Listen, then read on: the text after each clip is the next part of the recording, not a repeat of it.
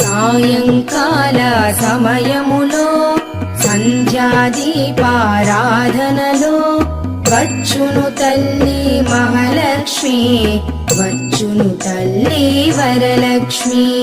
కాళ్లకు గజ్జెలు కట్టింది, మెడలో హారము వేసింది, పిలచిన వెంటనే పలికింది, అడిగినదంతా ఇచ్చింది.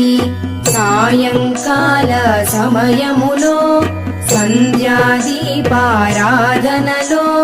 వచ్చును తల్లి మహాలక్ష్మి, వచ్చును తల్లి వరలక్ష్మి.